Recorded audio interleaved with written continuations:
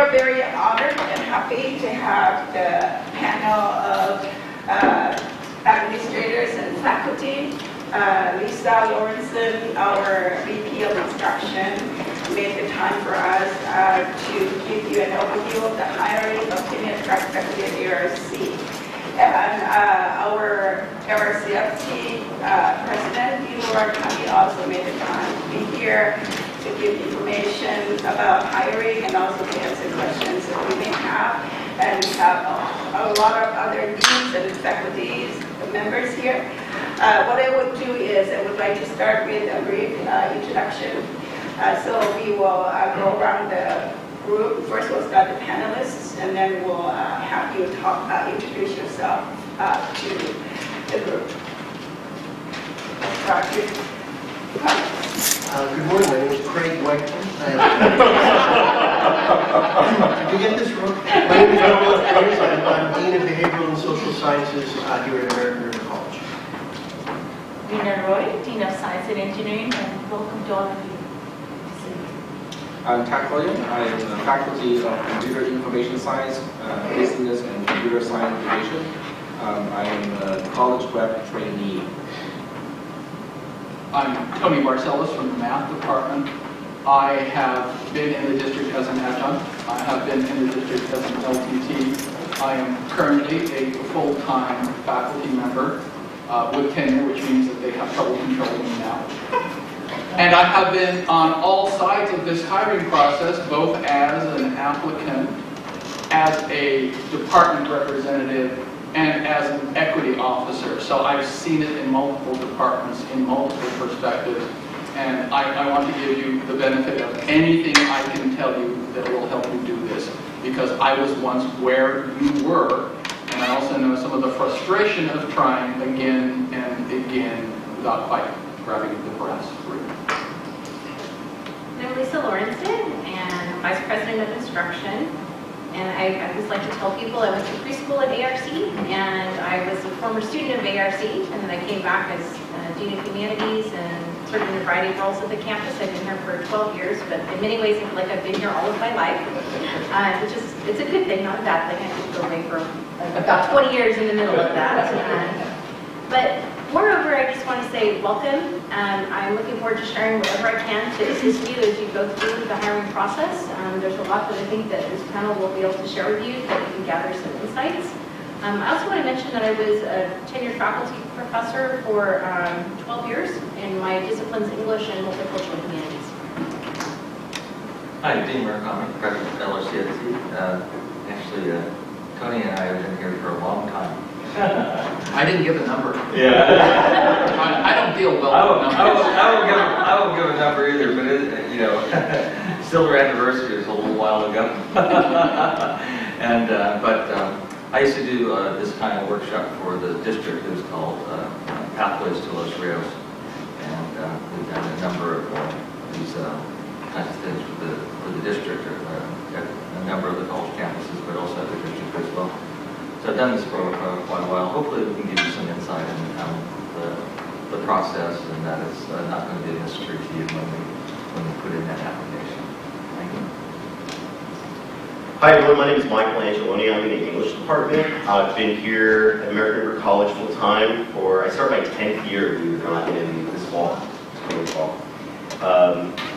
I was in the district for 3 years prior to that, and I was also a freeway flyer. I did as far up as Orland, Butte College's satellite campus, and as south of Fairfield at Solano College. I also had the opportunity to teach with there used to be a workload program operated at UC Davis. The class was called Workload 57. It's basically when we still had a Subject A exam, the students would take a final assessment test. Certain schools still do it, like Sierra College, etc. But anyway, so the work actually on UC Davis's campus. That was a great experience. I used to bowl in between classes. Can't do that. No bowling alleys here. I've served on hiring committees. Served on 5 hiring committees. I'd like to see hiring committees really as advisory committees, because ultimately you sit down with the president, vice president, and dean, and they make the final call, of course. And that will be talked about in more detail here today. Hi, I'm Craig Weckman. I've been at AR since the early 70s. And I started out as a student. It took me many years to graduate, so I understand what our students feel like. And I actually taught dance. You can probably tell by my physique. I taught dance while I was here. And I'm an adjunct for 4 years. I was full-time. I am full-time currently for 12 years. I've been on the Academic Senate. I'm a steward now. I've been on just about every committee you can think of. So I've spent a lot of time working with adjuncts on the committees, which is a great opportunity to get to meet people and start to understand how the systems work. Currently, I'm a department chair for diesel and collision technology at the Mather Center. And I welcome you for coming here. I've been where you've been. I understand what it takes to get into the system and start to understand it. A lot of it's just participation and networking. And this is a good opportunity to do that. Thank you for coming. And I would like to say that there's another panel member who will be here soon. She's in class right now. And that's Kathy Ariano, a professor of English writing. And Kathy has been at ARC as a full-time faculty for like over 2 years. I think this is probably her 4th year. Oh, 4th year. So I believe she can still remember how it was for her when she went through the hiring process. And so she can definitely give you a lot of insights and let you know how she did and what she did to get here. And we look forward to having her here. Let's go around the room. My name is Frank Beauchamp with the Diesel Department, Craig Weckman. I was an adjunct for 7 years. Currently, I'm on my 3rd year tenure track. So, anything I can do to help when I was shown the ropes to get it to people, I'm more than happy to share. Thank you, Frank. I'm Rachel Ackar. I teach biology. I'm currently, this year, I'm LPT at CRC, and I've been adjunct there for a number of years. I'm also at Solano College. Not right now, I'm LPT, but usually I'm LPT. Hi, I'm Sherry Porter, and I'm in the English department. I've been here 11 years this year. And I also teach in Woodland, which is like a different, it's 25 miles, but it's like a different universe. Kind of traversing those 25 miles. I'm Beth Verhaeg. I teach ESL. I'm an adjunct here at ARC, and I'm also the LRCFT part-time rep. I'm Angela Robo. I've been an adjunct here. I teach chemistry. I've been an adjunct here for 6 years, I think. I was just trying to do the math. I think it's been about 6 years. My name is Tristan Eichler. I teach chemistry. I'm an adjunct here at ARC. It's my 2nd semester. Hi, everyone. My name is Ren Duan. I'm from Mathematics Department. I started my teaching in American River College 2013. I remember Tony was the department chair and the search committee for me. I still remember back to 2012 winter. They're wonderful. Since then, I'm teaching at ARC for 6 years, every spring, summer, and the fall semester. I enjoy teaching for wonderful ARC. Right now, I serve as Mathematics Department Adjunct Faculty Union Representative Steward. Thank you. I'm Daniel Glenn. I teach ESL.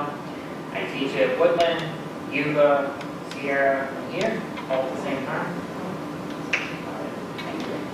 Good morning, I'm Michelle Horn. I am the DSPS coordinator here at American River College. I was a student at ARC, student assistant, classified 10, then an adjunct counselor for 5 years. I left ARC for about 10 years, and I was a DSPS counselor at Sacramento State College, and I'm back here for 3 years. Thank you, Michelle. Christina Casper-Devitt, anthropology and history. I started here in January '97, and my first student was actually Tony Marcellos. He was just out of high school at the time.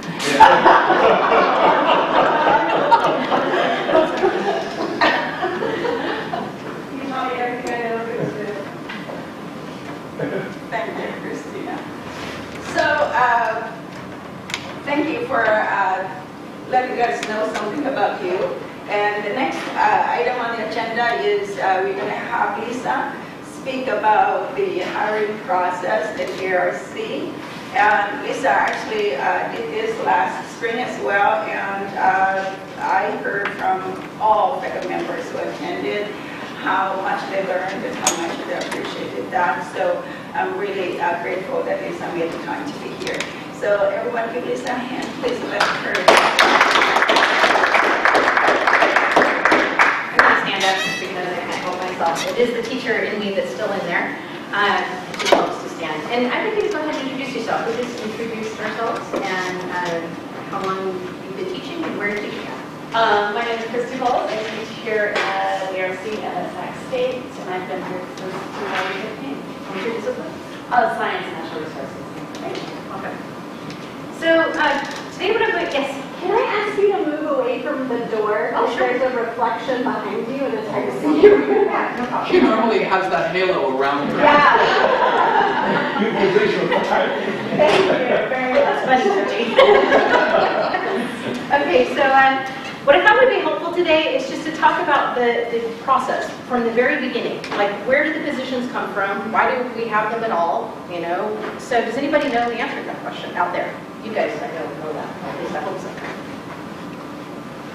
Does anybody know how we get the positions? Like right now we have 19 positions that are advertised as full-time faculty positions at AR. Yes. Well, some are replacements, right? People who have retired.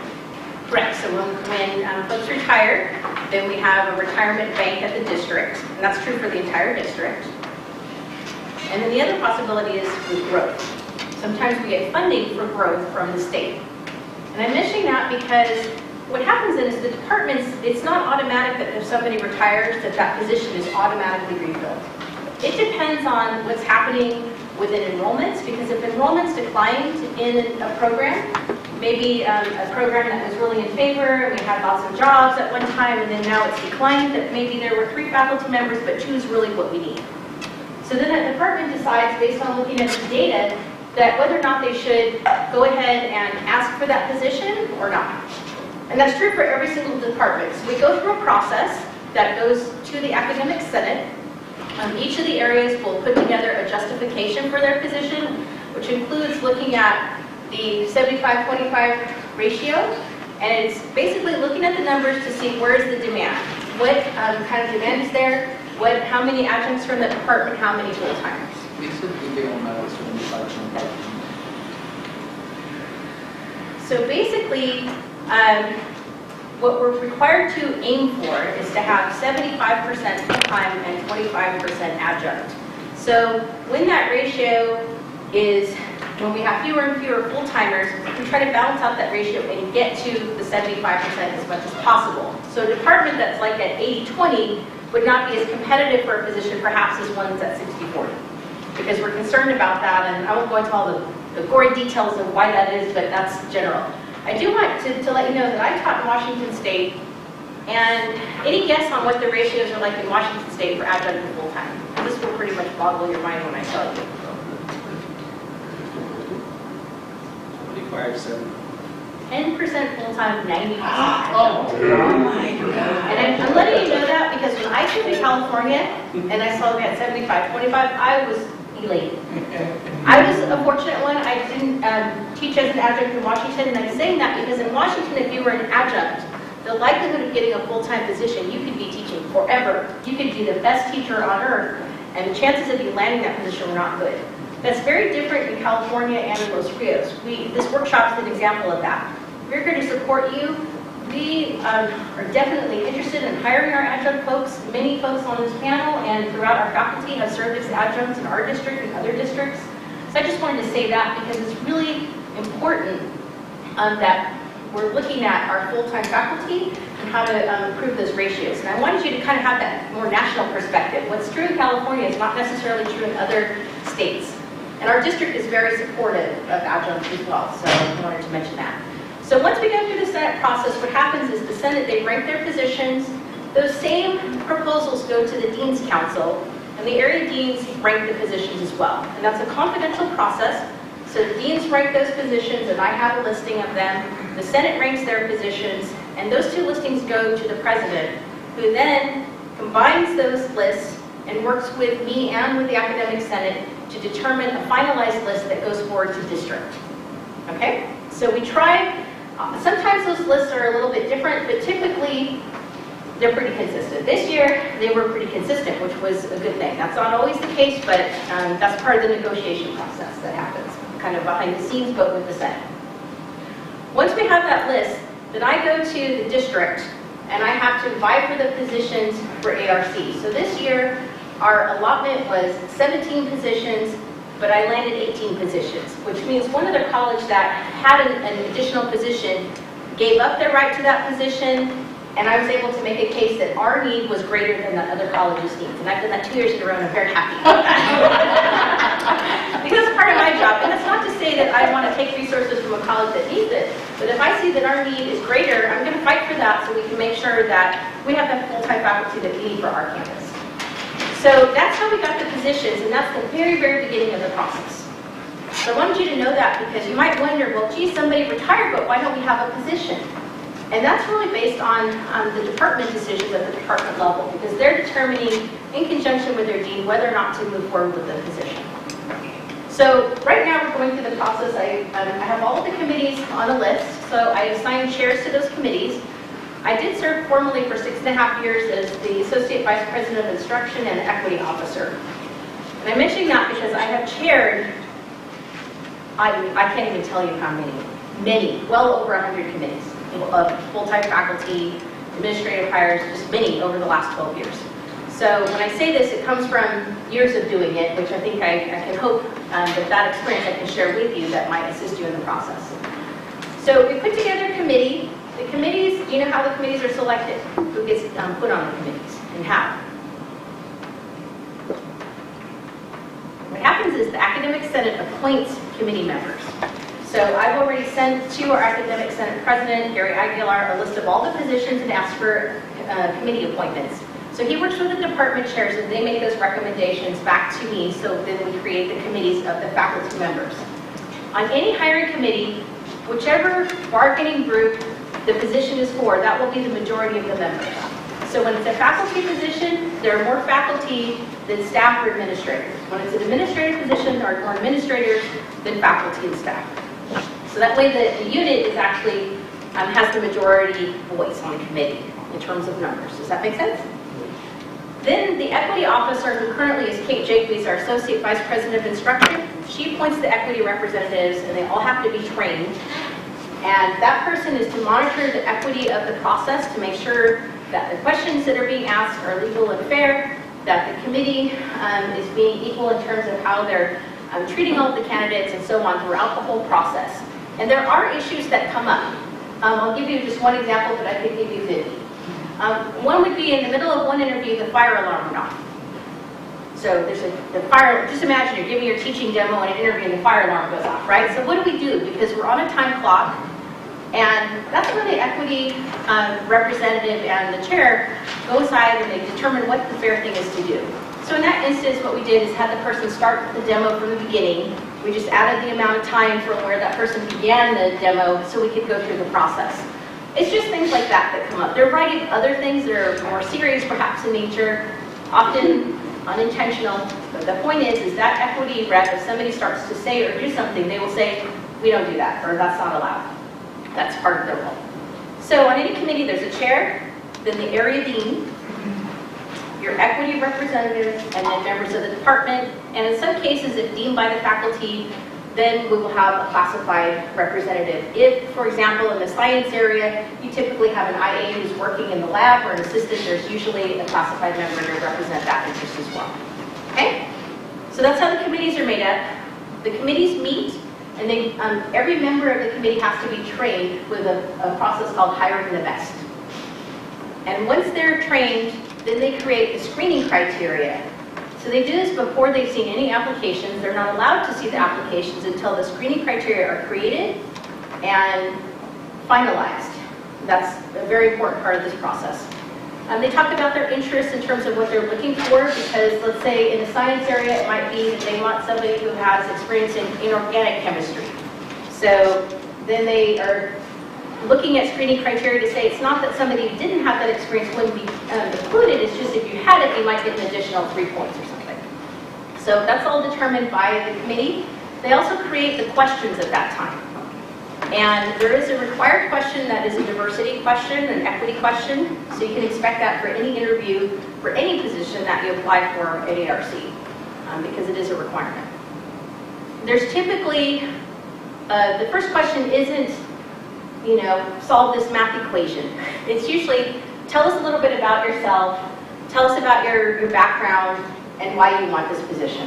And I'm letting you know that because we recognize you're nervous, it's a little nerve-wracking. You walk in, there's a whole panel, right? I'm looking at people who've been through it, right? It's kind of scary when you walk in there at first. That question kind of helps you get centered. And let's see, then there's an equity question. The last question is usually an opportunity for you to ask questions of the committee. So I'm letting you know that because those are some things you can prepare for ahead of time, okay? So once all those things are finalized, that's when we get the applications back from district and they screen for minimum qualifications. Then at that time, the committee screens. Not everybody's required to screen. The equity officer is required to screen and the dean is required to screen. But in terms of the committee members, the faculty are not required to screen, but most faculty end up screening because this is their colleague and they are, they want to participate in that process. It's pretty rare. Sometimes folks in certain disciplines, Michelangelo, will volunteer to screen, and then they can't finish the process. Because an English hire, in many cases, might have as many as 150 applications. And perhaps on top of the English load and the time frame, maybe they only screened half of them and they couldn't finish the process. So their screening would then not be included. But that has happened a few times in English, and I understand why, because I'm just kind of picking on you, even though it's my own discipline as well. So, at that point, all the members come back together after they screen the applications. You come in with your ranking sheet, and this is also done in a confidential manner. So you won't know if I ranked person number 1 as, or person A as number 1, and we don't do it that way. We don't say, this is my number 1. We simply put up in alphabetical order the top 10, top 15, it depends on the committee and the size of the pool, onto the board, and each person does that. At that point, if person A has 10 votes on the committee, we go with the highest number of votes. So it's usually the top 10 or 12, 15, depending on the discipline. Those are the folks who get invited into the interview.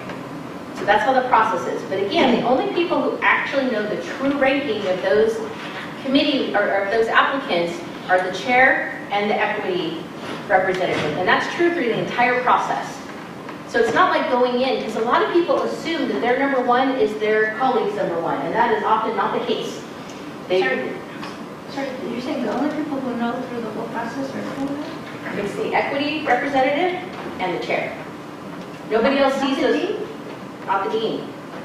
Dean does not see those records either. That's correct. Because it's only the chair and equity representative that have access to those documents, and they're kept very secure through the whole process. And there's a reason for that, because we don't want to go in with a bias somehow that everybody wants this person or that person. It's each individual committee member reviewing the materials, listening to the interviews, and then making their determination. And I want you to know that, because I'm telling you that oftentimes on those committees, it's not consistent. People are looking at different things, there are different viewpoints, and that's a good thing, and that's part of our equitable process. Whereas if I was in a department perhaps and 6 people want candidate A, and I'm thinking it's candidate B, I might just give up, right? Whereas in our process, we don't know that, so we get to hear the strengths and weaknesses of the different candidates, and I think it's very equitable, and I like that, because where I taught at before, we knew where everybody was at. And so I've seen that process, and it's really not very fair. So I really like the way that we do our process. I didn't invent it, I just was the recipient of running many of those committees. So then, once we go through the interview process, the candidates are then invited in for a second round interview based on the rankings we just discussed. Depending on the position, if there are 2 positions, like often in English or mathematics, we're hiring more than 1 person, it's 6, 5, For two, though, the two is more, isn't it? 3 for 1, Okay. 5 for 2. 3 for 1, 5 for, 5 for 2. Those are the candidates who then move on to the second round. I do want to say there's flexibility in that. If there's a tie, which does occur, sometimes there's a 1-point spread between number 3 and 4, and the chair and the equity representative decide they talk to the committee without naming names. They'll just say there's a candidate who's scored 19 and one who scored 20. Should we go down to number 4? And the committee will decide yes or no.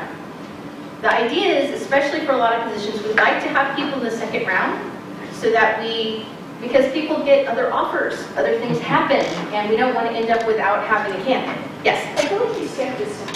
So the screening criteria is who gets a first interview. Then you go through the interview process. Correct.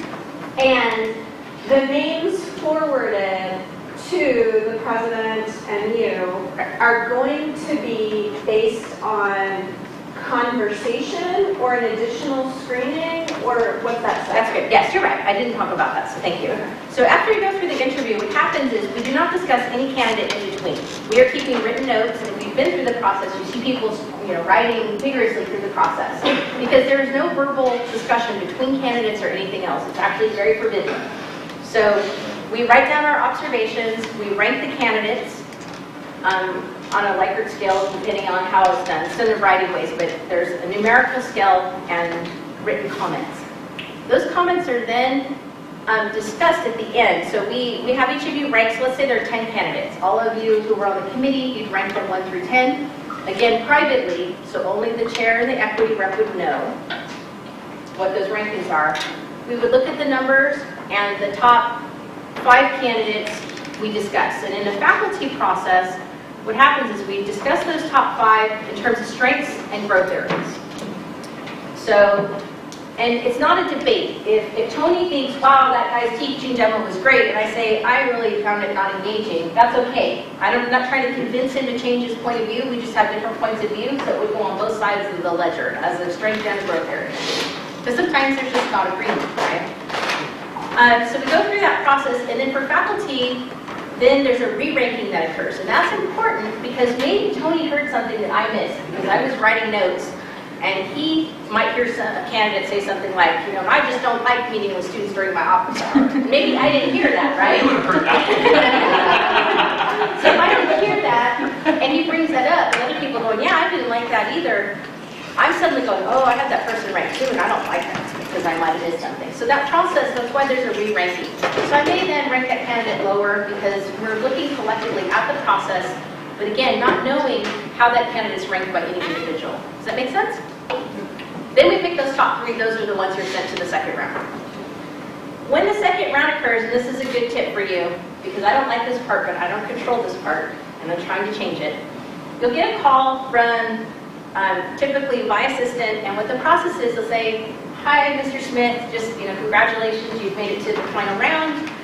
You will come in for an informal meeting with the president for a second round interview. I'm here to tell you, it is not informal, okay?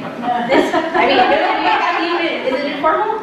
Not at all. I hate that because it makes you feel like you're going in to kind of chat and have a glass of wine. It's nothing like that. It's formal. I would definitely be wearing appropriate business clothing. You're presenting yourself when you're competing for that tenure track position. That's it. It's you and a couple of other folks. So I think it's very important. It doesn't mean you have to be stiff. It just means recognize you're going to come in for an interview. You're going to have questions.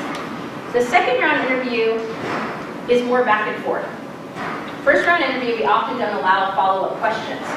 So if you say something and you haven't quite answered the question, we can't say, well, we don't mean teaching basic skills, we mean what have you done at the college level. We don't do that, we just leave the answer. In the second round, if you don't answer the question, we can re-ask it 4 or 5 different ways.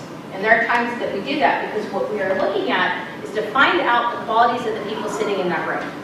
We want to know, what is your experience teaching at those levels? How do you work with students to help bridge the achievement gap, or whatever it is we're focusing on for that interview. The questions in the second round are also informed by the committee. So let's say the committee wrote questions and they didn't get at, let's say, classroom management issues. They'll say, our question didn't work very well. Can you ask more about classroom management? Can you ask more about experience teaching algebra? Can you ask more about, being a good colleague? So we ask questions based on what the committee recommended, and also we have other questions that we pull from. And depending on the discipline, I usually write those questions and shape them, just because it depends on what we're looking for in that department, and what I've heard from the committee, because they debrief with the president and the VP, I should say that. At the end of their process, we come in, they let us know the strengths and weaknesses, we talk to the equity rep to make sure that everything's gone accordingly. So I've talked to the committee to have a sense of what it is that they're looking for. Does that make sense? Sorry, jumping around a little tiny bit. All right, so then we go through the second round. The other thing I want to say is if you've made it to the second round, you should feel excellent, because it is very competitive at American River College to get in to be a finalist. Even to get a first round interview is a great honor, and to get a second round interview is a great honor. If you don't get the job, remember that doesn't mean it's not because you're not good enough. There's nothing wrong with you. You didn't fail in the second round. I'm serious. I've gone through, I sit in all the second round interviews for all the faculty, for admin. I haven't seen anybody go in there and vomit. It's not like that. It's a matter of degree. It might be that at this time we need somebody who's teaching the ESLR series. That's where we have the need, and you have expertise in speaking and listening. But the other candidate had an experience in reading, and you guys are very equal in terms of where you're ranking. Well, then it makes sense that we would choose the person that fits the need of the college at that time. Maybe we have a department that is all male, and we have a female candidate, and that you and that candidate have similar experience and background. It would make sense that we would hire a female for a male-dominated discipline, where they're saying that that's an interest of theirs to help, have an additional representation for gender, things like that. That one doesn't happen that often, but it does happen in areas like mathematics, ECE. So there are a lot of factors that go into that decision-making.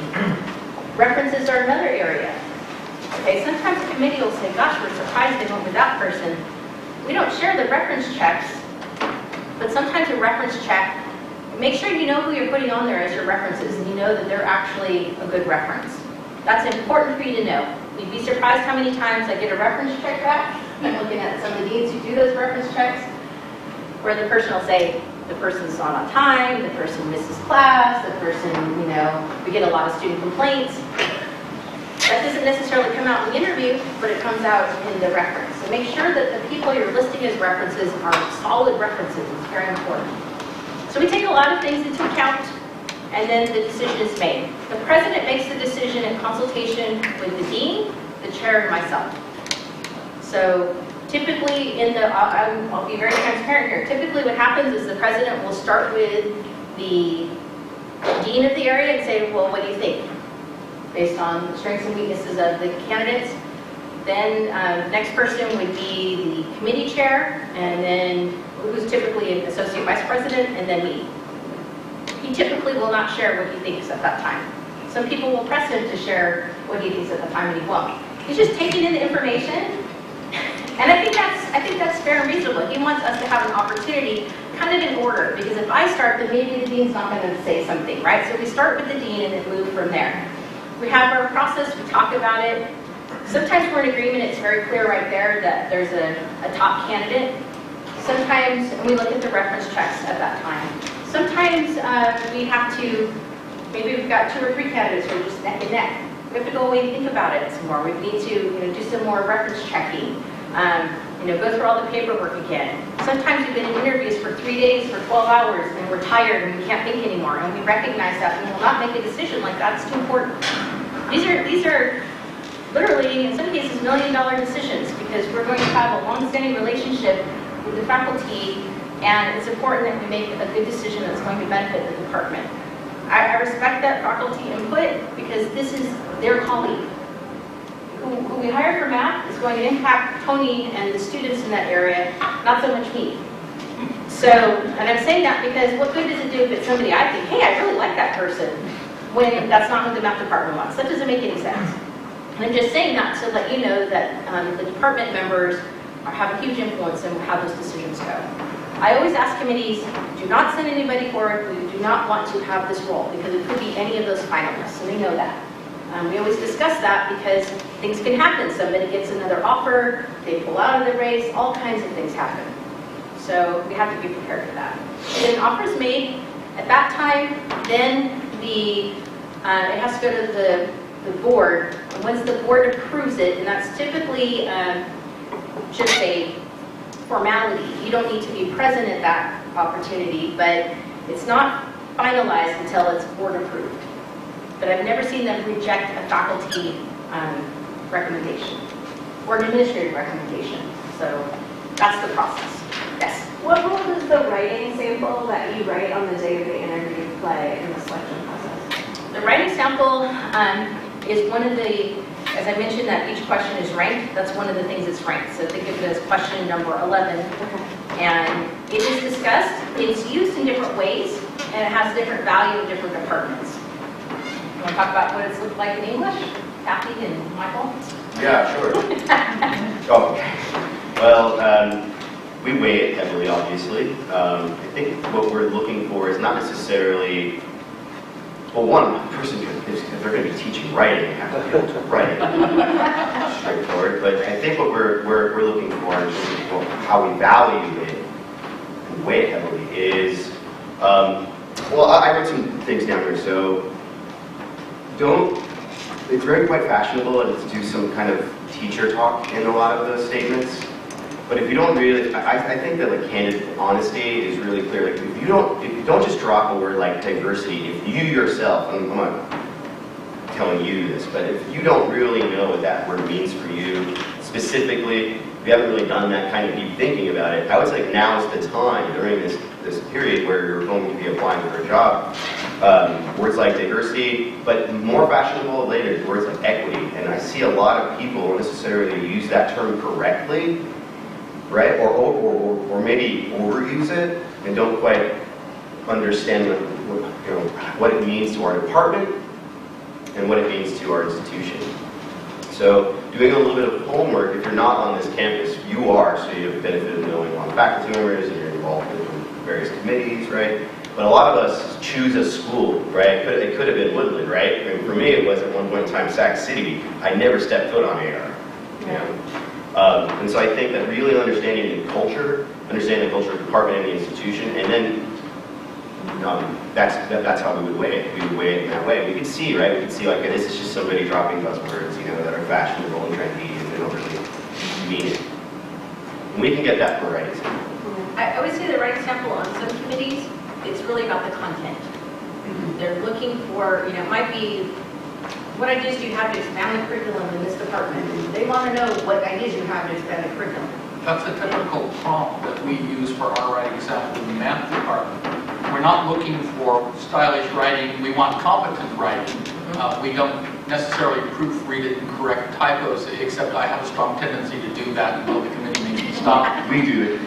Yeah. But if it's competent, then what we care about after the competency of the straightforward writing, we want content, that you address the prompt, getting more students to succeed in the basics, or developing approaches that appeal to more people, or doing something within the department. What do you think the department should do to get more of the faculty engaged in programs they might be avoiding, things of that sort? I do want to say if you go for any, because we're talking about faculty roles today, but there's also administrative roles, there's also classified roles.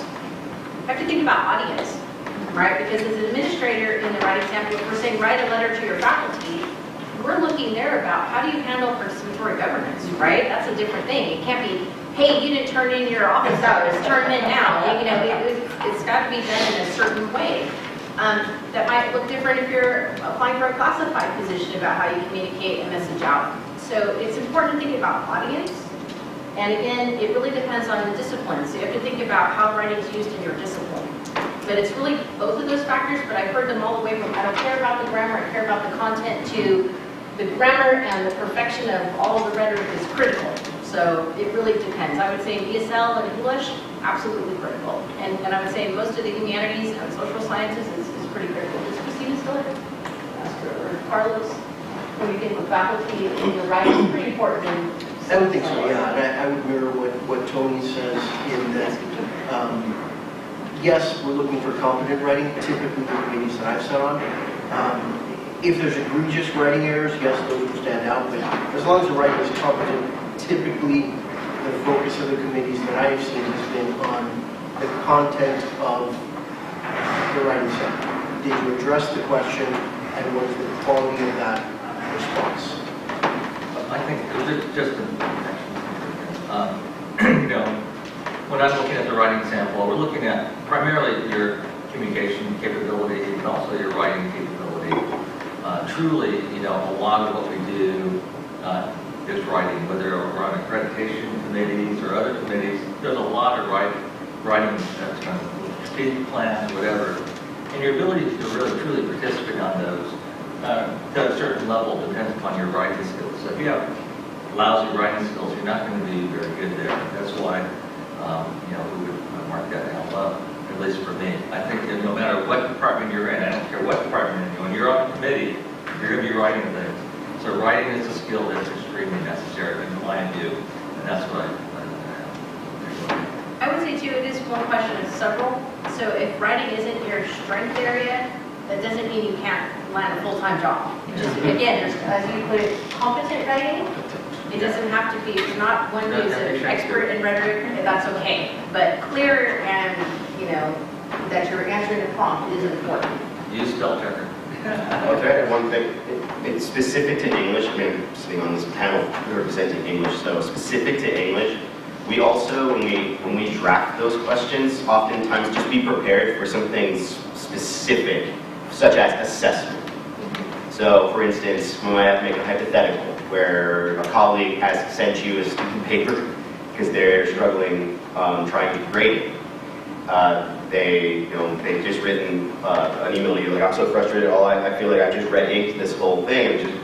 And so you'll get that writing, that hypothetical situation given to you. And so we're looking for, is he or she going to focus on the higher order concerns of the writing situation or the lower order concerns? So who we, specific to our department's need, because of course, the politics of curriculum and, the grammar versus standards, grammar, to teach grammar, to not to teach correct grammar, and the impact on our sequence. Just being knowledgeable about what's going on in these areas.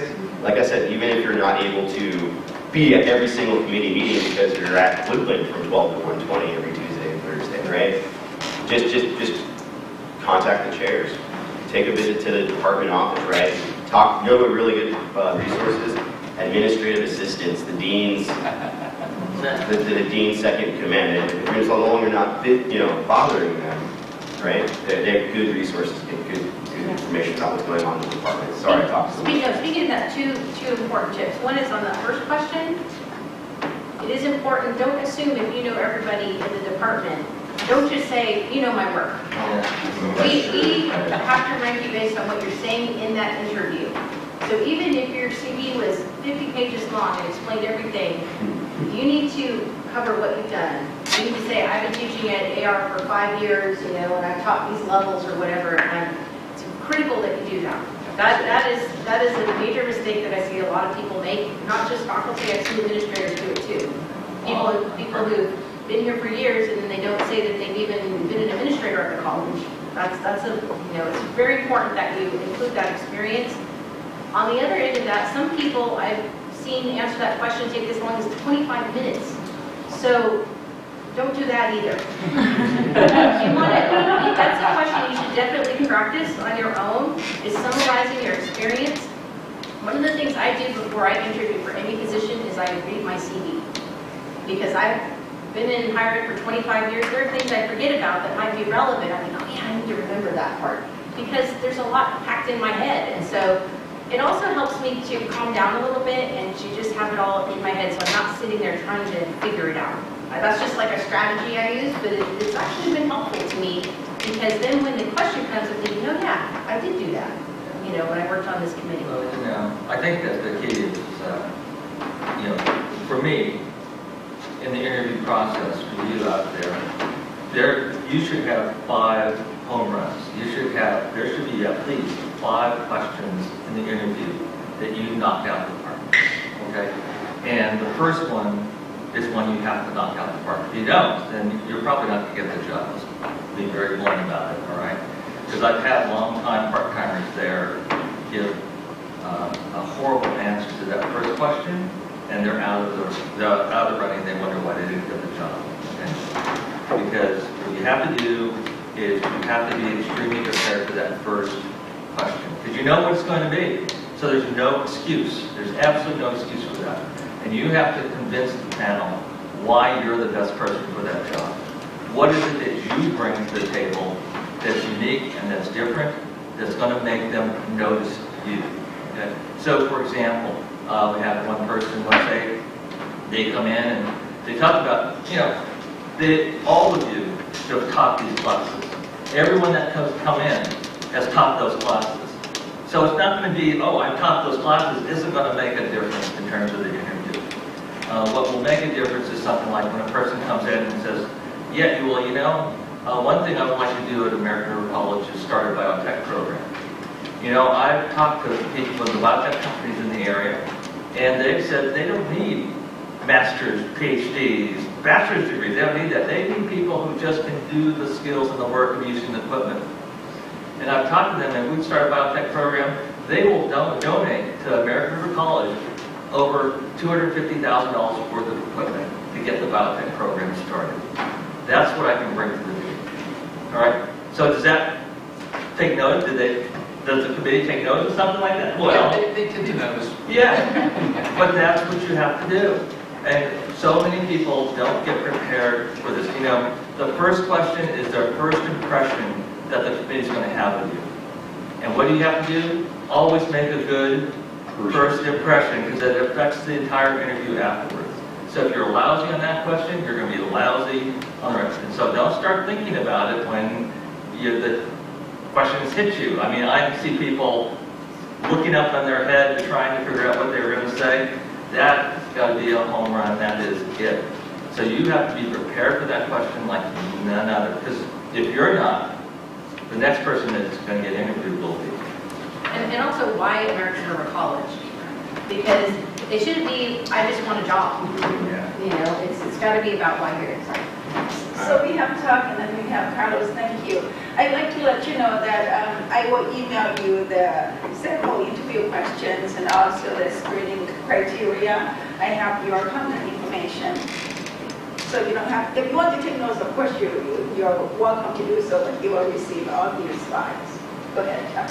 Okay, so for the first question, one of the things, this is from my previous interview, as a panelist last year, so it's really fresh in my mind. Because we talked about, prepare for it, right? How do you prepare for it? Just reading the question like that, several times, doesn't help. Thinking about it doesn't help. Do your research. What we are looking for as a panelist on the interview is how well do you know about us? Now, when I say us, it is the college, the area itself, and the department that you're applying to. So you have to know all of those things. What kind of students do we get? Evening versus daytime classes. What type of classes do we offer? All of those are really important because the more you can relate to details, the more you're showing your commitment to work for us, and the more likely the panelist in your interview will remember you.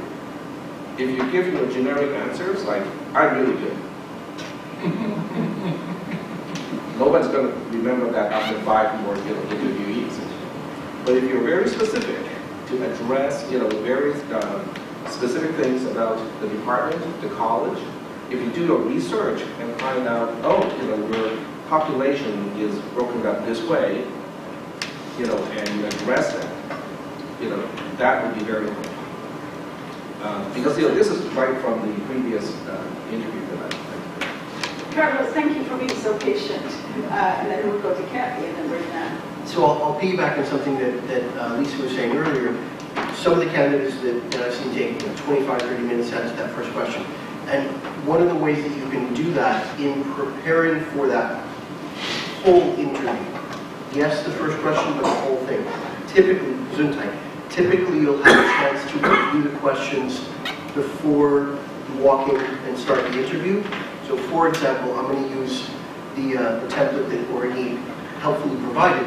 If I'm reviewing these questions and I'm looking down and I see, well, question 2 is about my use of technology, question 3 is about assessment, question 4 is about how I've infused cultural information. So when I'm preparing in the 10 minutes before I walk into that interview room, I'm parceling out my experience to the different questions. So when I come in and answer question 1, I might reference or make a note, oh, and then I worked, I was teaching at ARC, and while I was teaching at ARC, that gave me the opportunity to, or Woodland or College XYZ, that gave me the opportunity to pilot a couple of different teaching strategies. But I'll tell you a little bit more about that in question 3. And it was really a great experience for me because I was able to transition from D2L that we used to use to Canvas. But I'll tell you about that in a minute. And that'll shorten my summary in the beginning, and it also parcels out my experience. So I don't get to question 3 and say, yeah, I already told you about this, let's go on to question 4, which is maybe not the best way to answer question 3, right? So it parcels things out a little bit in a way that allows you to manage your time and also the information as you're giving it out. I've seen a lot of candidates who throw everything out to the committee in question 1, and by the time you move through the other questions, you can read their face, they're embarrassed because they realize, wait, I've already told you that. And they flounder on the question, and then they just say, okay, let's move on. Whereas if you spread that, so that's just one strategy to help both manage the time, but also keep consistent answers throughout all the questions. Arena. Kathy, Arena. Can I just mention one thing? Before you get to the interview, you have to get into that top 7 or 10. So that's going to depend upon your letter of introduction, the application, and your resume, and your letters of recommendation. So those things have to be well thought out. I can't, too many people do not read the job announcement, but you should read the job announcement very carefully because it will give you clues as to what we are looking for, what the department is looking for, what specialties we want to have, what we need you to teach, where we want to grow. Those are things that you really should be cognizant of. You take a look at that and make sure that you write your letter of introduction to go ahead and match that, number 1, but also include something that catches the person's eye, because you have to rise up above the crowd, and that's what you have to do. I would say the second thing to help you out in this interview, as an example, and get prepared is, you should really talk to someone, a full-time faculty member who is not on the committee. Talk to them. What does this department want or need? Where is it trying to grow? Where is it trying to develop? Look at the accreditation. There's a lot of information that's out there that will allow you to try and say, okay, the department needs to grow in this area. It needs more online. It needs more hybrid. How do I incorporate that into my interview and into my application to go ahead and let people recognize that I fulfill those needs that this department is looking for? Right? That's what you have to do. And then the second part, and I can talk about interview questions all day, but the second thing that I would do, again, is there are, like I said, at least 5 phone rounds. I mentioned the first one. I can give you 4 others and others as well later. But the next thing that you really need to do is talk to a couple of faculty who are not on the committee. Just get any full-time faculty. It doesn't even have to be in the department. And get together one night, get a dinner, whatever, and have them do a mock interview. They've done it. We've all done this over and over and over again. We know what it's like. So they can fire questions at you, and then you can go ahead and answer, and they can tell you, and they give you feedback. No, that wasn't good. You need to expand on this. You need better presence. You need to raise your voice. You need better eye contact. All the different things for communication skills, what an interview is all about. That's the feedback they can give you. You're not going to get that if all you do is read up your resume or read up this stuff. you really need to practice what's going to be in the interview process. And it's the faculty, the full-time faculty who've been on those hiring committees, they're going to know what they're looking for. And so that experience of just practicing questions being fired at you, and you answering, talking about that, trying to organize your thoughts, that will help you when it comes time for the interview. Because that's what you need to be, your thoughts have to be together, concise, don't ramble around, it's got to be put together. So those are things that I would say, top of line, I would say 99.9% of the part-time faculty don't do to get prepared for an interview. One quick thing on the eye contact, that's a really important piece. When we're in an interview situation, often a candidate will only look at the person speaking. And what I see that as is that what happens in the classroom? And that's a concern. So it's really important that you're thinking about those communication skills because we're noticing everything. And I've seen some people who go into second round who only look at Thomas the entire time regardless of who else is speaking. And I mean, when you think about that from my side, I'm asking a question and the person's not even looking at me, right? So it's that kind of thing that's really critical. Sorry. So the whole process is overwhelming, I think, and every step, you do have to work on your letter. You have to, update your CV and check it. And the first interview, the second interview, it's all a lot. And I think actually applying for a job is like another job.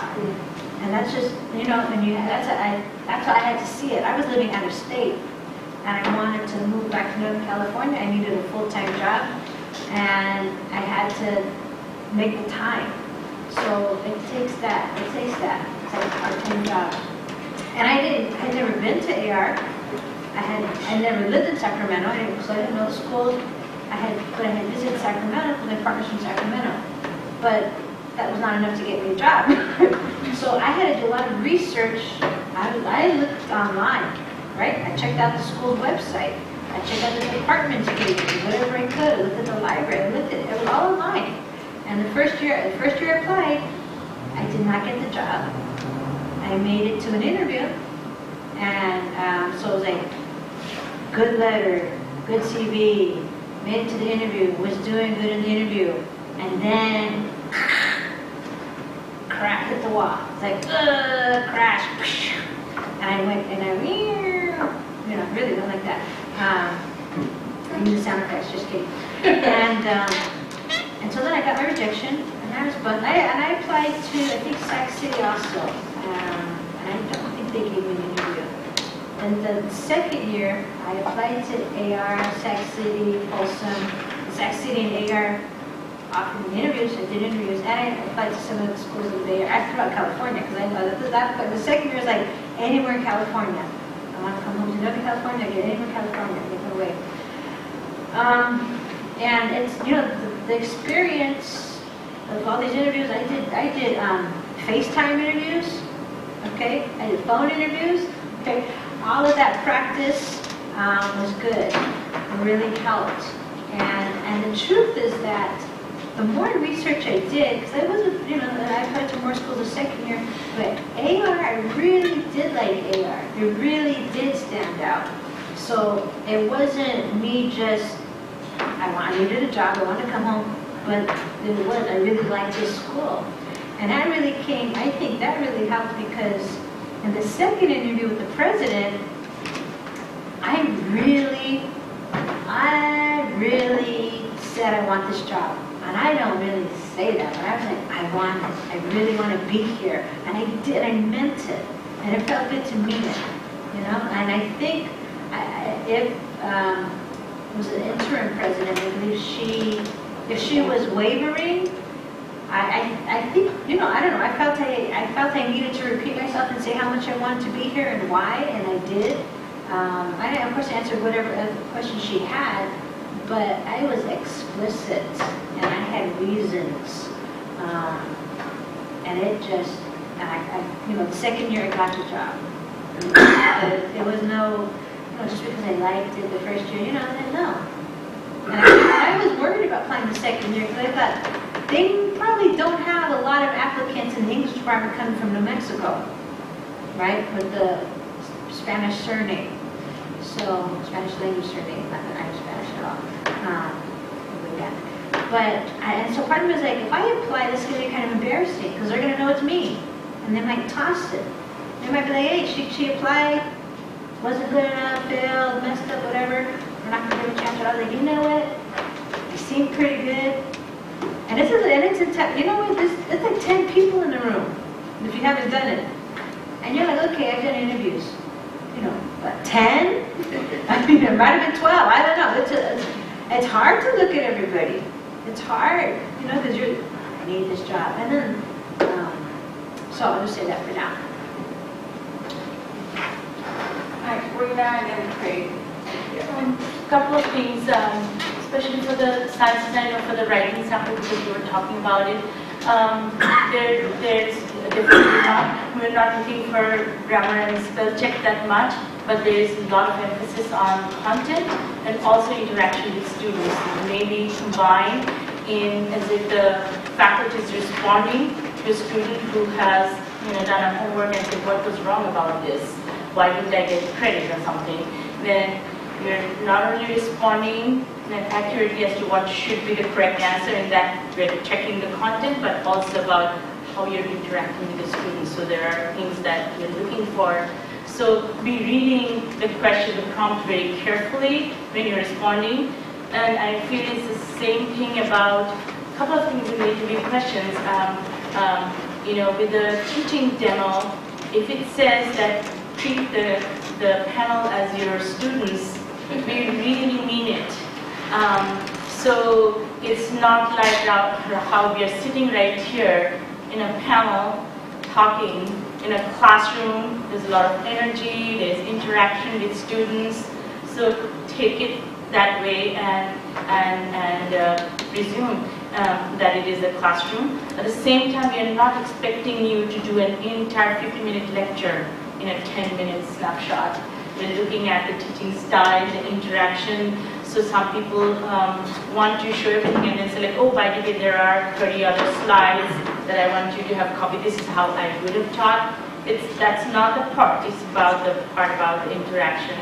And it's better if you if you're able to present it like it was a 10-minute presentation. In other words, you're not hurrying through because that also shows your planning. So those things are kind of important.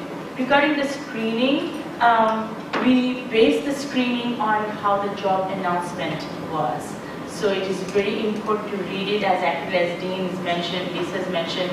So the screening part is entirely dependent on what went out in the announcement, because that's like in our equity process, we want to make sure that everybody has equal opportunity to have a good, solid application. So it's very important to spend time reading the announcement and then responding accurately to as much as possible. One of the things that, a couple of weeks earlier, I was at the job fair representing those views, and one of the things that we said, for example, in the diversity question, and also in your letters of references, it's what we're looking for is what you would do as a teacher and what your experiences are in that diversity question. It's not sort of like a general answer about what diversity is all about.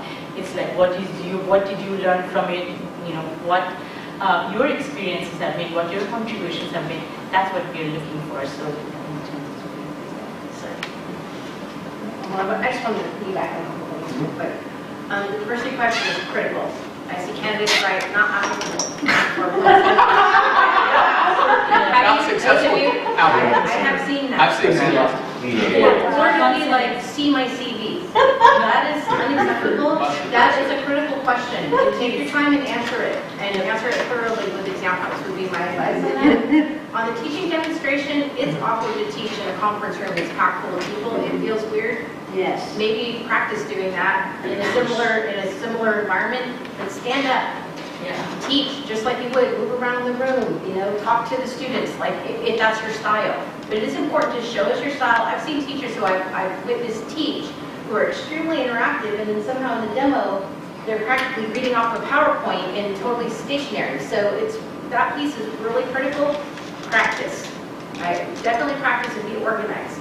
Have a backup plan. If you're using technology and something goes wrong with it, you've got 3 other ways that you're going to get it. It's just because if you don't, that tells us in your classroom, we're going, well, is that what happens in class? You know, so you need to be prepared. That's really critical. So we're going to go to Craig, Tony, and then Michael. When I came to ARC, I was from private industry. And private industry is so much different than what we do here, yet it's the same. So when I started out as an adjunct, we had a small little gathering of 3 people, and it was an emergency hire. That's how I came in. And it was completely different than what I experienced when I went for the long-term temp position. And how I prepared myself for that was I talked to anybody and everybody, no matter where they were, I would talk to them about what was their experience like. It was a funny thing about that. They all wanted to share their experiences. It's one of those things you remember. And you remember it deeply as to things you could have done better, things you think that worked. So that helped me a lot talking to others who've gone through the process. And then when you get here, especially I'm from tech ed, if you speak in tech terms during an interview without really explaining it, you're going to have people from other disciplines in the room that you're going to completely lose. So if you're going to go into the tech terms, make sure you explain the tech terms as you would to a student, even when you're doing the questions. You've got 3 questions you pretty much know up front. And the first one I think we've talked about, this is your chance to make a first impression. The one thing that I found in the hiring committees, I've been on 10 of them, is humor. Anytime you can make light, or especially of a situation as you're talking about it, that's huge. Because we've been in there all day, and anything will lighten the day up, we're going to remember. And that's what you want to do in a positive way. And then when you're doing that, you're talking about the first question now. Take a look very specifically at what we're looking for, and if you're already here, you're at an advantage because you have an idea as an adjunct of what we're looking for. And then think about and be specific and explain it well, how you're going to contribute to the department. So you get that first thing, well, let me tell you about myself. And then talk about what you've done in industry, if you're coming from industry or you're in the department as an adjunct. What specific skills, some of them we may know, some of them we may not know, that you've done in training, and what type of training you did, and how that's going to affect the future of the department, and how you're going to contribute. What we're looking for generally in the hiring committee is we want to go forward, and a lot of us that are teaching on a regular basis, we're not in industry, and we don't have the opportunity to keep current. And you know the things that are changing in your particular disciplines. Explain it in a way that we can visualize what you can do for the department. You don't have to be an expert in terms of the way you explain it, but at least you can explain verbally all the skill sets that you have and how those will contribute to where you have a vision for the growth. And you can take a lot of hints from that, from what we're looking for. I was on a horticulture hiring committee, and we were being very specific of what we needed for horticulture. It was design. And we had applicant after applicant come in and talk about things other than design. What we were interviewing for a design position. Look at the job description. Take the time at this point when you get to the last, and this is any questions for the committee. Look at that in your mind and think, okay, what can I put on the resume? What do I want to sort of clean up and make it look a little bit better here? Phrase it as a question, but you're really building in what you left out. And let them know that you've thought this out. I've been on committees where we get to that point and go, no, I don't have any questions for you. And I'm going, oh, you missed an opportunity. This is your chance, and you know that's going to be asked. So start developing the questions and the questions specifics to the future. Demos, teaching demos. And another lost opportunity. I like to get up and move around, like Lisa did. This is killing me sitting here.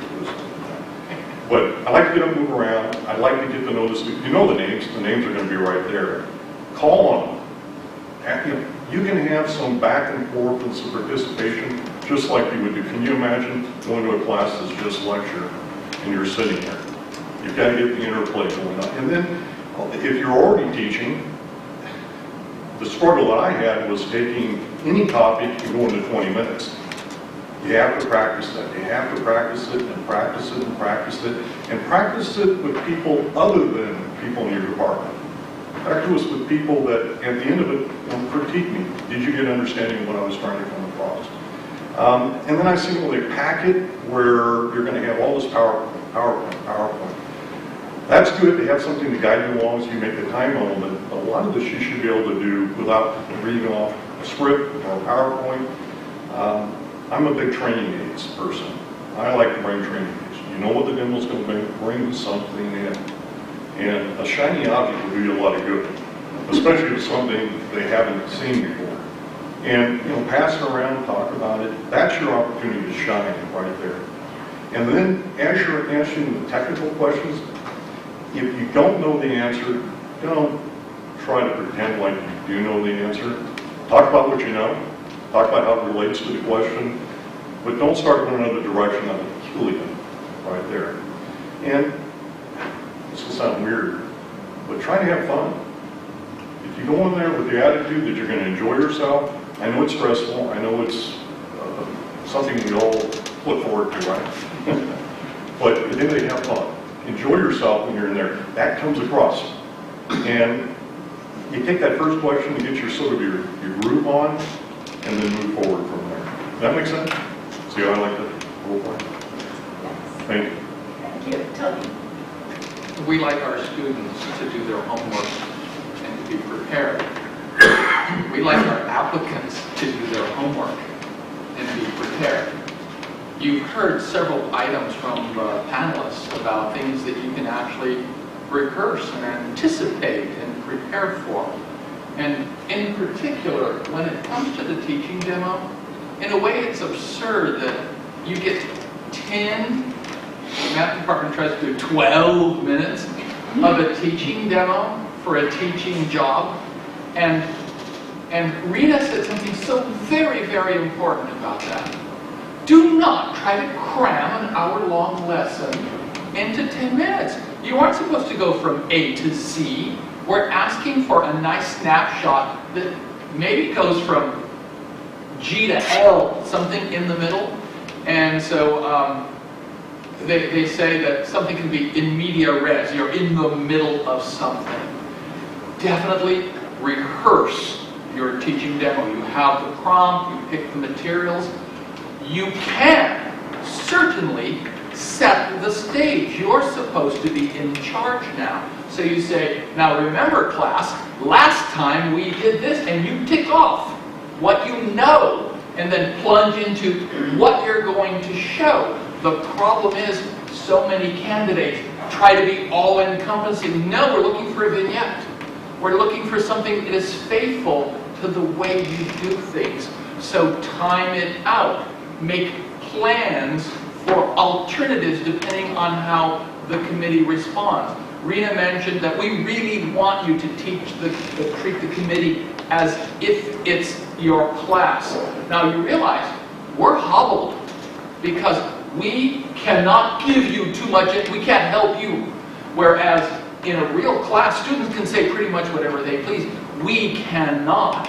So if you say, what do you think the next step is? We might not want to tell you that because you're supposed to show us. So that might fall flat and you might get frustrated. So think of things you can do to paper over that little problem. You can say, okay, we have an alternative now. How many vote for A? How many vote for B? Because you've given them things to react to without pulling knowledge out of the committee, because the committee doesn't want to give you knowledge. They will give you interaction if you give them an opportunity. And that sort of thing, where you're actually working with the committee, if you have a handout that says, okay, now here's a handout that summarizes where we are right now.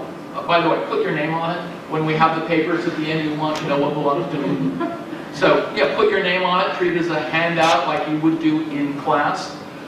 Don't have an interactive thing where you stop for a minute while the students work on something, because maybe you do that in a real class, but that's a time waster. You can't do that. The dean and I once in the math department did have a candidate whose teaching demo was to hand us a worksheet and then stand back and wait for us to ask questions. Oh my God. Yeah, that failed. By the way, that failed enormously. So what you want is a well-rehearsed sample that is as faithful to what you do as you can manage, with alternatives for interaction. We have our nameplates on the table, so you can ask people by name. And we notice that and we say, all right, fairly fearless. We like that. You should be as interactive as possible, keeping in mind that we can go only so far. And if you're aware of that, you can do lots of good stuff within that context. And by the way, if it doesn't come to the exact conclusion that you want, and someone calls time, and say, oh, you have to stop now. As you're sitting down, you say, well, remember, class, the next thing we would do, steal a little of extra time to wrap it up as you're sitting down. And maybe even have a closing handout with the homework assignment. You can do creative things with your teaching sample that will help us remember you and respect your skills as a teacher, because that's what we want. I think we have a question. So we'll take the question and we'll go to Michael, Carlos, and then Lisa. I'm curious about the questions we can ask of the group, because a lot of the questions that I'm thinking of are questions that I don't know the group can answer. So, do you know what I'm saying? So, like, what's the purpose of the question really, besides me showing and thinking about this? Because I'm not going to walk into the room expecting that the people sitting in that room are exactly going to know about committee assignments in the future of this particular position or whatever, right? So, do you have any ideas about that or any? You're saying, what can you ask the higher? Yeah, like what kinds of things make sense to ask this group of people? Because the things that I'm most curious about are things that I can imagine that this committee, the hiring committee is not going to have an answer to. You know what I'm saying? Oh, no. So the last opportunity that you have to ask questions back. Yes. No, actually, I would agree with you on the one hand, but there's also this other side to that. I asked very specific questions about the collegiality of the department, and they were very honest with me at the time, because this was a time when the Spires grant had just gone through, and it really created some contention in the area. Among not just that area, a whole lot of areas. They ask you to pick sides. No, they were fair to me. They didn't expect me to know how the department was handling the situation, but they were honest with me. They said, oh, it's about 51 to 49 in agreement, and 49 not in agreement. They were looking at, there were a couple people looking at each other like, well, do you want to answer? Do you want to answer? Do you want to answer? That was good. And I think at the time, Rod Siegfried was the one that answered the question and said, well, I'm as dean, I suppose I have to answer this question. But I could see 4 or 5 people really, scratching the table, ready to kind of get involved. And then I asked a lighthearted question. And I think that this, as you were mentioning, a little humor, I asked a series of, like, what the, throwaway, I think, was, like, what's your tenure mechanism like, even though, in hindsight, it's probably a bad question, I just looked that up. But, simple, straightforward, kind of mechanistic questions. And then finally, I had said, do you all have a softball team in your area that I could join and play on? Because that's kind of what I wanted. So that's I wanted to be, yeah, that's exactly right. I asked if we had a departmental softball team, and I think what that said to the committee is that that this is like a marriage to me, and I want to be a part of this family, even if it's a family like most families that fight, that I get beyond that and see you all out on the baseball field. And that same year, Lisa, right, you played, remember? I never forget. Yeah. But there was this, yes, we have that. And although it was a little bit of a fib, we don't really do that much anymore. You can ask pretty much what you want, and if the committee feels they can't answer in good faith, they won't. But you mentioned committee stuff. Yeah. Asking about what committees exist and what opportunities there are to participate, that would be a good question, because they would tell you, and they'd be glad to know that you want to be a player. Or where there's need. Yeah. Well, here's what I'm wondering. I tend to not toe the line very well. And, just to put it subtly. And so here's the kind of question that I want to ask. I want to say, am I going to have a choice in the kinds of committees I serve on? Because it would be a waste to put me on a committee that exclusively dealt with kind of numbers and percentages and research, when I would really be much more suited to this kind of committee and this kind of committee. So as a new faculty member, am I going to have a choice in that kind of stuff? Oh, yeah. I don't know many departments assign you. Yeah. Right, Most of so, them depend on is volunteering. that kind of question probably going to offend the group of people sitting there, or is that kind of question something that shows that I'm really thinking about? Process question. I think it's how you frame it. I think it's how you Yeah, frame it, exactly. because the way you just framed it, I'll just be honest, if you said that like that in an interview, I would wonder about your collegiality. Okay, yeah. If you said, I'm very interested in curriculum and basic skills and textbook selection, you know, I'm curious what your process is for assigning committees, then I think, oh, that's great. So it's really how you frame it. So you can ask the question in a variety of ways, because they're looking at, I mean, any department, and correct me if I'm wrong, I mean, you're looking for somebody who's going to contribute and in a positive way, and be ready to step up and do work, and also learn things that you might not know, because there might be that they do need somebody who's going to look at data. And maybe it's the English department, and you know, maybe there aren't folks who are really ready to go look at that data, but it needs to be done. Because a lot of times, as a faculty member, I would say as anybody, but any of us here, you have to engage in things that you necessarily may not enjoy doing, but we have to do it anyway. You know, accreditation and assessment and all the other pieces that go with it. Yeah, that we have to do that. To show a willingness to do that doesn't mean you have to love it and a passion, but that you're willing to be a contributing department member. And you could look at what open committees there are right now and say, you know, I'd love to serve on the committee, and if I heard you want to serve on curriculum and tech ed, well, you just moved up. So we have Carlos has been waiting patiently to add his input, and Rena, and then Todd. I was going to have a similar response to what Lisa said, which is that your questions as an applicant tell the committee something about you. So you can workshop that with a friend, a partner, a colleague, my dog, not my dog, your dog. If I come into the room and my question is, so how many days off do I get a year? So how much, do I have to be on committees? So how much work outside the classroom am I going to be expected to do? What am I telling the committee?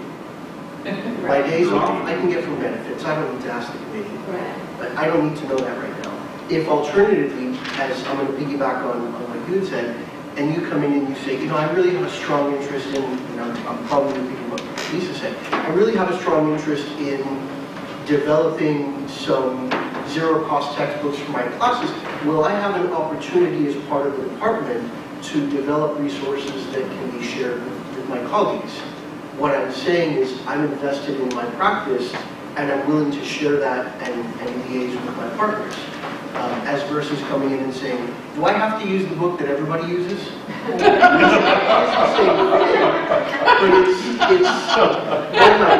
right? Does that make sense? So you can ask the same thing. Alternatively, if I come in and I say, well, you know, I was looking at your student body, or I see that you're up for accreditation review next year, does the department participate in the accreditation process?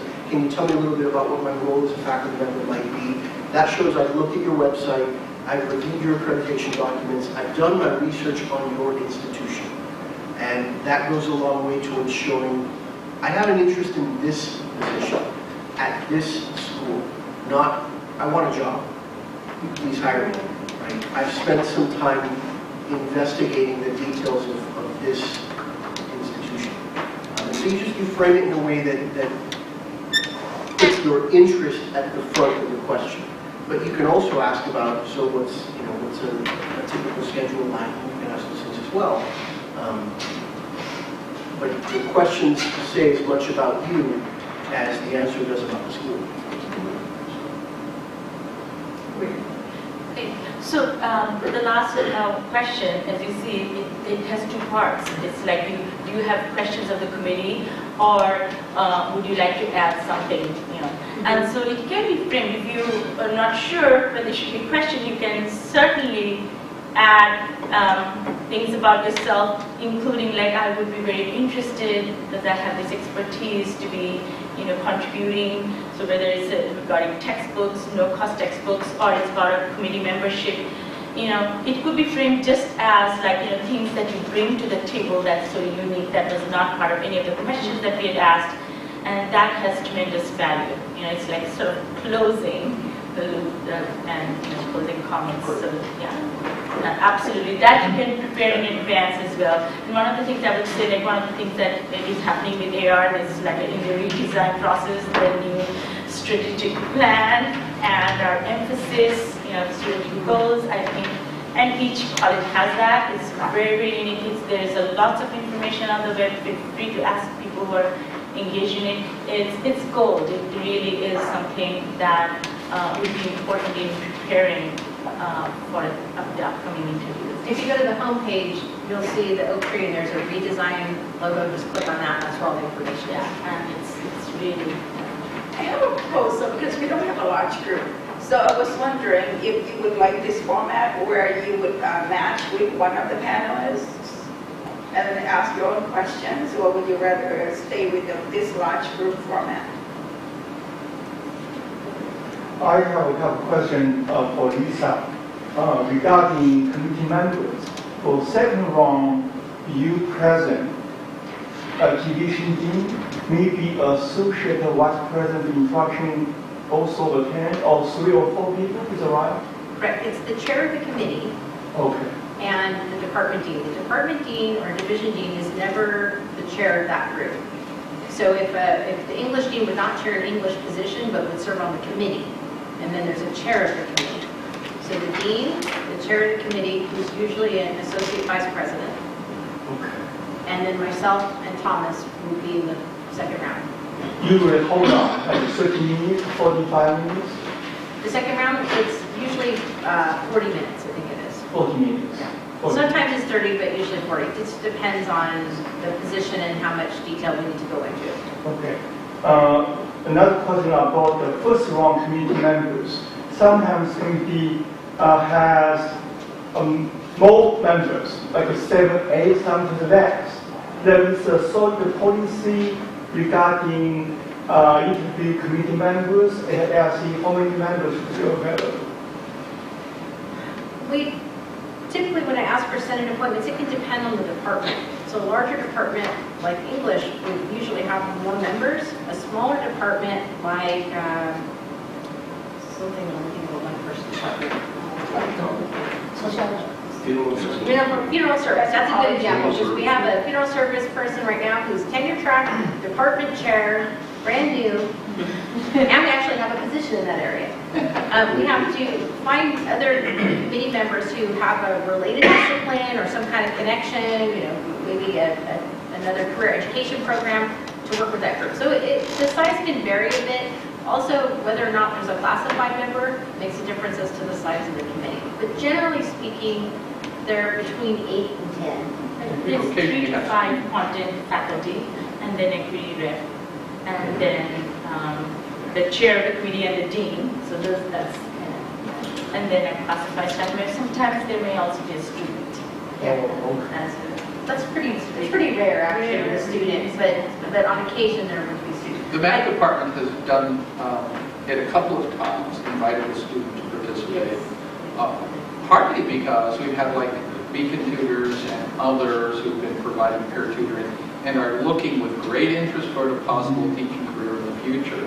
And for the couple of times that I'm aware that we did it fairly recently, it was an invaluable experience for them to be on the inside of the hiring process.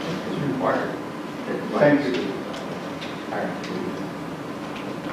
No, I think it's optional, because that's been our, but what happens is. I had that argument with Queen Randall. She was We'll look at that, because it's important and it shouldn't be happening, but I know that confidentiality becomes a concern. Of having a student on a committee, with other committee members, we can guarantee confidentiality, but with a student, that becomes a concern. It usually comes from the faculty, actually, the thoughts are concerned. So we'll look at that. Yeah, no, I mean, I Long arguments. I believe you, so. I wanted to say that just two things I think are important just generally for the interview process. Please know that the committee, we're rooting for you. We're not there like waiting for you to fall down. It's not like that. We are rooting for you. And when somebody struggles with something, it might seem like if you forget something or maybe you're doing a calculation, your mind goes blank for a second, what might seem like an eternity to you is only a blip for us.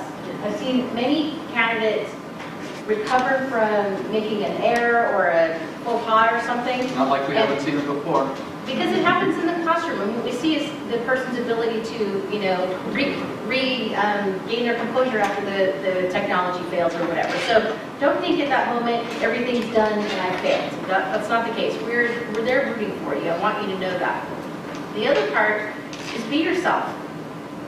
Nobody can do you better than you. And being authentic is really critical. I think that giving answers that are kind of pat answers that you think people want to hear, I see folks do that and it's a mistake. Be yourself. Be honest about what your passions are, what you're interested in, your discipline, your passion for students. That goes a long, long way. Present. We know that you are a teacher, but you're also going to be a colleague and a member of a department, like what Michael's saying about, hey, do you have a softball team? It says something about what kind of colleague he's going to be. So I think it's really important that you bring your authentic self. And I just want to say that. But that to me is always impressive when I see candidates who really are just being themselves. I just run down a couple of things that all of us have spoken about, I think a number of times, but maybe some things we skipped. I've gotten some of this information from working with Lisa in the past in panels like this. When you first walk in that room and you see all those faces, kind of know, okay, I have a teaching demo, right? Okay, so where can I walk to? And don't try to attempt all 9 members, to shake all 9 members of the committee's hand. I mean, that would just be impossible and burn a lot of time. All those questions, if you look at, there's a pattern, they're all asking for specific answers. So I often see people paint with broad brush strokes, but they don't kind of go in there with, more nuanced, finer specific details. As you can see, explain, outline, and you might look at the technology question. Can you scroll down to the technology question? It's number 2, I think. Is that right? Yeah, number 2. Okay, well, it's asked a specific time, and I see a lot of people fumble that. They don't actually offer a specific detail. And then next, as Tony was saying, does anybody here have an Amazon Alexa? Anyone have one of those? You ever ask Alexa to give you a sample of a song, and it gives you maybe a minute 32 seconds into the song to a minute and 52 seconds, and then it goes away? But it's a 4/4 beat, and you kind of know the rest of that song, right? I think that's what you were saying, a vignette. It doesn't have to be from as you said, use the numbers or letters, right? Letters, G to L. That's a great piece of advice, and I wanted to echo that. And last, don't meta teach. That's another thing I notice that people, they'll say, all right, I'm going to, now what I would do is, I'm going to show my students what I would do, or what I was thinking. You are a teacher. Get into character, literally like an actor, and say, what's my motivation? My motivation is to get this job, and then treat them like students. Once you notice it makes it seem artificial, right? When there's this awareness of what I'm doing. Right? It's totally an artificial thing, but you can't forget that. But play along, I guess I would say. Don't meditate. Ms. Whitby has a comment. Just very quickly, one is in terms of you talked about the diversity quite a bit, but you can get that answer down pat, but if you're prepared for it. But the key is that's not the only place where you need to show diversity. I think you can show diversity not only in your application, but you need to show diversity. You're going to be ready for a teaching demo. You can incorporate diversity or diversity example in your teaching demo. But you have to show that it's incorporated into your teaching life, not just an ability to answer that question. So you want to make sure that you do that. The last thing, so we were talking toward the end here. When you get done with the interview and you leave, I remember when I left, I mean, I couldn't think of the last hour. It was just like a blank slate, right? what happened, whatever. But truly, you really need to sit down and evaluate how the interview went. What things went well, what things didn't go well. And there are certain things they said, oh, there's little holes here. That's when you have to either talk to your references and say, hey, you need to bolster up this for me because I really did that one. You need because if the committee does call your references, they're going to want to talk about the things where they thought you had weaknesses. So you need to make sure that they're prepared to answer that kind of question. And then, but all of this is, again, preparation. This is, you're prepared, hopefully, and now, hopefully, that it's not just to teach the job, it's to bring, what do you bring to the table that's beyond that? Your collegiality, what do you bring to the program, what program development, curriculum development, participatory governance. These are your role not only here as in the college, but also in the community as well. Those are all things that play a key role because, we're part of the community. We're a vital role of the community. You need to be a representative of Los Rios to the community. And, how will you do that? Those are all things that you should carefully consider. Thank you, Jean. Let's go to Kathy and then Lisa. I just want to say that when I left the second interview with the president, the second interview, the meeting with the president, I felt like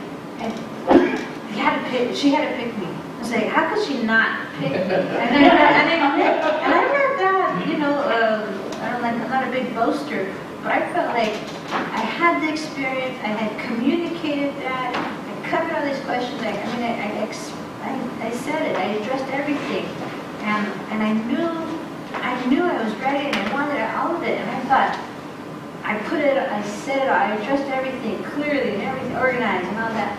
I thought, okay, if I don't get the job, the person they're hiring is hell of a person, I'll tell you that. I'll tell you that. They're getting, I mean, seriously, like, if I didn't get it, I said, like, kudos to that person. So I just, I hope you feel like that too. It's like, if you put all your work in, and you cover all these points, I think Craig had this great idea, like, you should have this whole picture, and I'm going to add on to saying, of what you want them to know. Lisa said reviews her CV. I mean, you're doing that for days and weeks and hours, right? It's not just that day and ahead of time. And you should know what you want them to know so that you can address it in those questions. You put in your letter, you put in the interview, you're talking to your references. I can't remember who just said that, sorry. But put it all there. And then you leave it on the field, leave it on the floor. I'm done, good luck. So 3 other points is that if you've gone for a position and haven't gotten it, that doesn't mean you shouldn't go back in. It doesn't mean that we're going to, as Kathy said, throw that application off the pile. Get evidence of that, right? Because because I sit in those second round interviews, often those decisions, it's like by a paper's width. It's so close. It's neck and neck. It's like I can't tell you how many times I say, can't we get another position because the folks are excellent. So please don't walk away thinking you should just give up. There are folks here who've been hired, who've gone through the process, I'll just say in our district, 6, 7, 8 times unsuccessfully, and then we're successful. So it's not the number of times that you interview for a position. It doesn't mean you shouldn't keep going back or you're somehow fundamentally flawed. I want to say that because I know that would be the tendency. If it were me, I would think, they must really not want me. I've gone for this job 5 times and I didn't get it, so they must not want me. They don't like me. That's not the case. And I just want to make that clear. And in our departments, there are faculty who've been through that experience, who've gone through that process many, many times. So I wanted to say that. The second thing is about the staff. The staff who call you for an interview for first round or second round, it's imperative that you act professionally. There are candidates who are very rude to the staff, and who do you think they tell? They tell the president and they tell me, right? So when you get a call from Teresa or one of the ISAs or something inviting you for an interview, it's really important to be professional because it matters, because the staff are part of our community. So I want to say that, and it does happen. It absolutely happens. It is, and it's unfortunate because, you know, that then we have a concern about how are they going to act toward the AA in the area or their IA in the classroom. Your interview is starting the minute you're interacting with us. It's not just about when you get into the room. And then the third piece is with the district. After the process, if you're not successful, you can talk to HR. HR is willing to give you a synopsis. They won't say, well, gee, here's what Rena said about you, what Lisa said about you. But they can say the committee really liked your teaching experience, but they thought the teaching demonstration wasn't collaborative enough. Okay? The other part is please don't chase people down in the hallway and say, Dean, how did I do? Because we're not allowed to talk about it. And I will tell you that as vice president, I can talk about it. The experiences I've had in communicating with people, I'll say, well, you know, I will say on that first question, you didn't actually talk about your experience at AR. The person will say back to me, yes, I did. And I'm thinking, well, I was there and the entire room said you did it. You know, I'm saying, because you're kind of out of body experience. It's nerve-wracking, it's tense. So be ready for the feedback when you get it. You have to be open to actually hearing it in order to improve. And again, I don't mean to criticize people, but I sort of feel like I'm trying to help you and then you're telling me no. So that's what we saw in the interview. But HR can really give you some good tips, and I mentioned that to you because it's important to know that. So I know, Dan, have a comment? Lisa, you mentioned if your assistant calls someone for second interview, this candidate should bring resume again or bring other documents to the second interview? It's not necessary because we have the entire application packet in the second round. We have your application, we have all the records checks, we have all the notes from the committee members, we've got everything for second round. So you do not need to bring anything else. I would also say some people like to provide all their teaching evaluations. They'll bring a stack of 200. Please don't do that. We don't need that. It's okay to say I have consistently outstanding evaluations, and I'm happy to provide them upon request. That's sufficient. We don't need to have the actual document. Some people come in with lots of things. It's not needed. But I would say maybe you're in an arts program and you want to give you want to show like maybe some samples of your work, or you're in art and media. I can see that being appropriate. It really depends on your discipline, but generally you don't need to do that. I had actually been a 3D printed something that they had in a classroom environment, like as a sample. But it's rare. It is rare, and really, the whole impact is really how the interview goes. That's the most important part. So don't worry if you do not bring anything. That's definitely. We have a question from Danielle, and then we have a question from the faculty member there, and then Tuck would like to make a comment. So I received the interview, and then afterwards I contacted HR several people, and they told me that is not available. Okay, I'll ask you about that. I don't know who I'm supposed to. I talked to the dean as well, and then talked to some other people. Ryan Cox is the person to talk to. Ryan Cox. I was, when I didn't get the job the first year, I did talk to HR. I saw an email message and I talked to them, and they talked to me I'm in New Mexico, and she stayed on the phone for me a couple of hours. Yeah, they turned me over. Did you try with Ryan? I did not talk with Ryan. I talked to several other people in HR, and they told me that's not available. And I've heard from other adjuncts as well that got interviewed. I will ask Ryan about that, because if that's the case, that's changed, and I have concerns about that, because I think it's important to receive feedback, and if that's the case, then I think that's something that can be provided by the chair. I think it's important to get feedback about what impressions the committee had, but we have to be careful about the legalities of that, of course, but there's a part of just, it would have been helpful to hear more about your teaching background, or about your committee work, or whatever.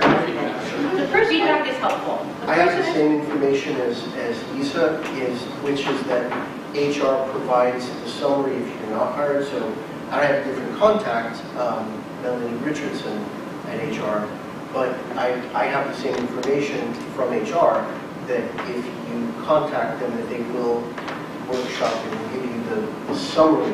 They won't go through any specific details. So So again, if that's changed, I apologize. I will check on that and get that information back to Lauren so she can send that out to you, because I think it would be important to get clarity on that. If that's changed, they changed that without notifying us. Could be that some of them don't know. Yeah, and that's my guess, is that maybe some folks think that's the case, but it's not the case, but we'll get clarification about that. Right. In fact, as soon as the committee is formed, we are not able to communicate. So if there are any questions, we forward it to the district, and typically Melanie Richardson is the contact at that point. So There's a question there, and there's a question here. Oh, and my question was kind of on the same topic, which is it's unclear if HR provides this information, but I was going to ask if I was like how long they would provide that information. If I was a finalist in the district a couple of years ago and it never occurred to me to talk to HR, would I still be able to ask them, or, does it have to be like that? I think they still have those records, because all of the records for the hiring process are submitted to the district, because we have to keep those. And so all of the notes that committee members are writing are all kept with those files at the district. So I would imagine they would have some, but I don't know how long they keep them for. I don't know what their requirements are. I have a question on recommendation letters, since we're only able to provide two.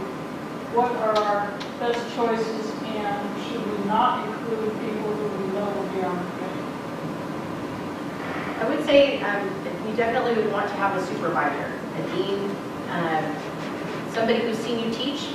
Those are two critical pieces, because that person can speak best to your skill level. If it happens to be somebody who's on the committee, that's okay, because in some departments, it might be only a two-person department. So the person's going to automatically be on the committee, and there's nobody else that you would have. The same is true for your dean. Your dean will be on the committee.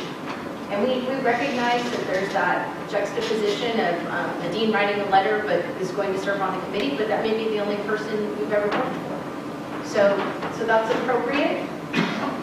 I would say avoid having friends write you letters. You want to have somebody who can really speak to your abilities as an instructor. Also, if you ask for letters, I would typically recommend, if you need, 2 letters, ask 3 or 4 people to write you a letter and use the best ones. Some people are better at writing a recommendation letter than others, and you want to have the strongest letters in your file. You don't want to get one and think, oh, this isn't so good. If they're confidential, what do we do? Well, typically they'll give them to you and then you submit them in your application. I have ones for confidential from one. Yeah, well, those ones, I would say if you can get some that you can actually see and know when you're submitting, that's important, because as I said previously, I do see letters.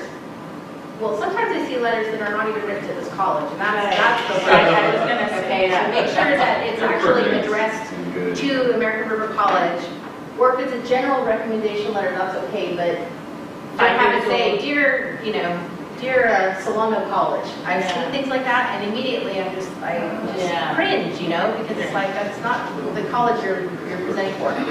But it's important to know what those letters say, because I do read letters that are not giving the person a positive recommendation. And then I have to wonder, why did you include that in your application materials?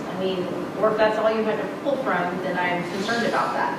Yeah, something like, this person was a great grad student, was a great scholar. However, this is a teaching position. If teaching assistantship is the only teaching experience you have, it still should talk to that. It's about the teaching skills rather than just how you were as a scholar or as a researcher. And so that is kind of important, right? Yeah, and another tip is, if you have a colleague, it doesn't have to be somebody who's formally evaluating you. You can invite a faculty member to come in and observe you teach. It doesn't have to be part of your review process, and they can write a letter because they've watched you teach. They can speak to the style you're using and the methods you're using. So, and your colleagues, are very willing to assist you and provide you support. And so I would say you can do that within the college, you can do it within the district or at other colleges, but I would really recommend that. Chuck has a comment. Right, it kind of just occurred to me, when I was interviewing for my job, that was 18 years ago, I barely remember any of it.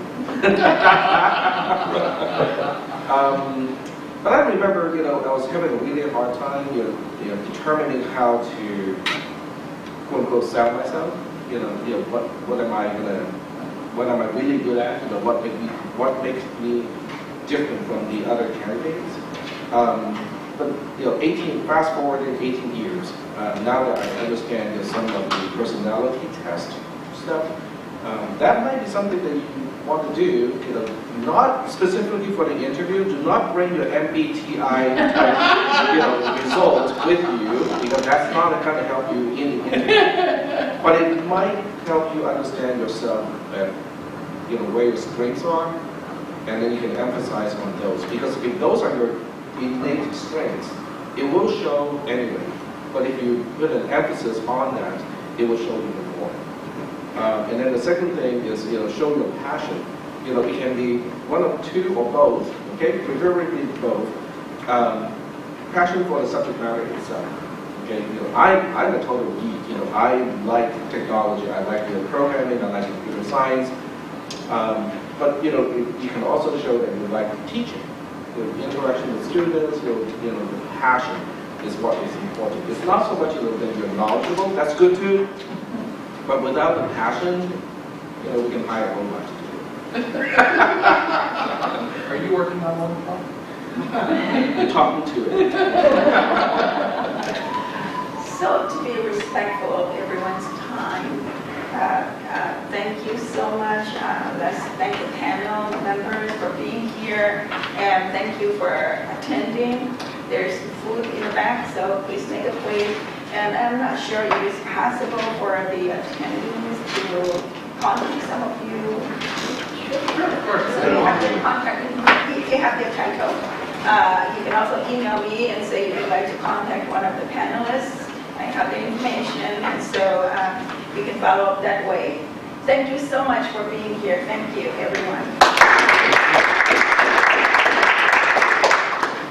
Please help yourself to the food in the back. And one last thing, I just want to thank you for all the teaching that you're doing for our district and our college. The college wouldn't make it without you, and so your work is really appreciated. And I wish you well in the upcoming process, and best of luck. You've got what it takes, so bring it.